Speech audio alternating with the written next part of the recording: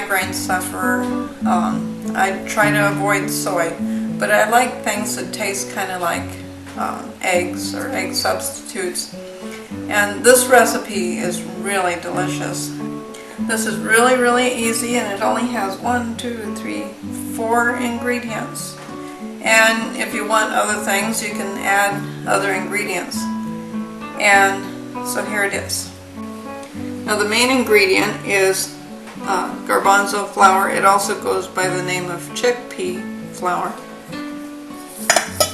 That is 1 1/8 cup of chickpea flour and 2 teaspoons of salt. There's 1. I know this sounds like a lot of salt, but you'll see that it really is needed. Don't worry about, if you're vegan, you don't need to worry as much about salt as you do if you're a meat eater. And for mine, I'm putting in some rosemary. This is fresh rosemary out of my garden, and I just cut it up into little pieces. I'll put a little of that in. I think the rosemary really enhances the flavor. Other optional ingredients that you can put in it would be things like maybe 1/8 of a teaspoon of turmeric, or some chopped mushrooms like the trumpet mushroom, or onions. Now I'm going to put just about a cup of water in there. This is 3 1/8 cup altogether. And I just add a little bit at the beginning so that it mixes in the flour really good. I'm going to add a little bit more water. You want it to be unlumpy, and you want to make sure it's all smooth. Now before you begin mixing it, you want to preheat your oven to 500 degrees. Now, I don't want you to make the mistake I made. When I made this one of the first times, I used a Corelle casserole dish, and that was a big mistake. You want to use metal, and for today, for this recipe I'm using today, a stainless steel pan. This is the kind about the size what you would use for lasagna, and you want to put it in the oven and get it really hot.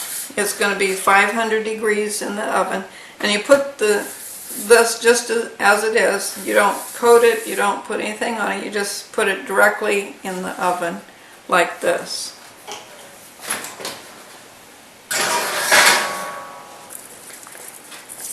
Now that I've made a nice smooth paste, I'm going to add the rest of the water. The total amount of water is 3 1/8 cups.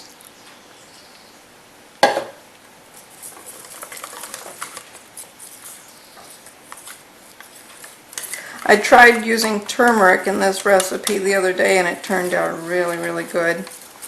About 1/8 of a teaspoon is what I put in it, and it gave it a nice eggy color. Now as soon as our pan is warm, we're going to pour this directly into the pan while it is in the oven. Now that the pan is hot, I'm going to pour it in.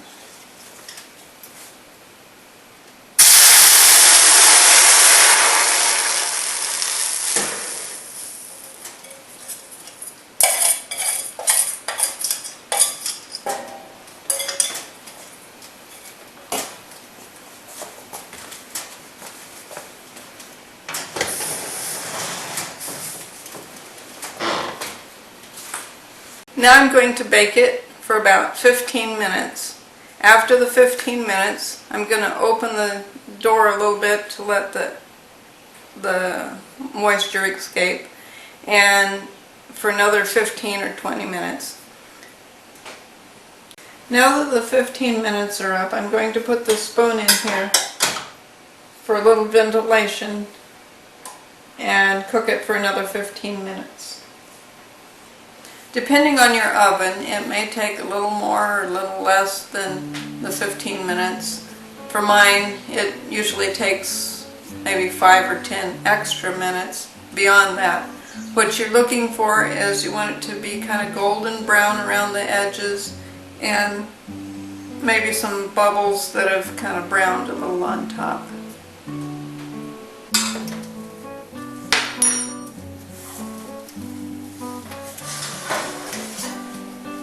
And here's how it looks when it's done.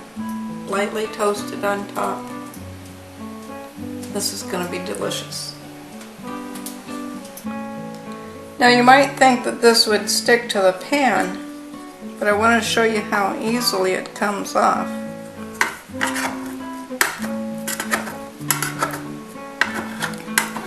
When it's hot, it's pretty fluid and it comes off very easily, but this has cooled a little bit.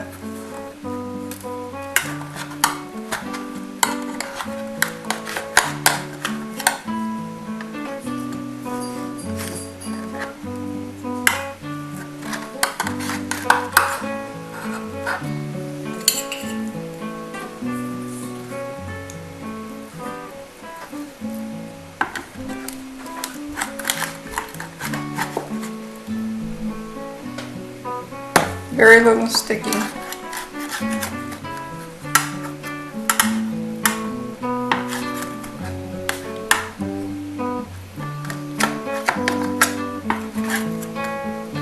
And when you wash the pan, you just soak it a little bit and it scrubs right off. When it's warm, it makes a delicious, really delicious spread on your bread, and after it's cooled, it makes a really tasty ingredient in a sandwich.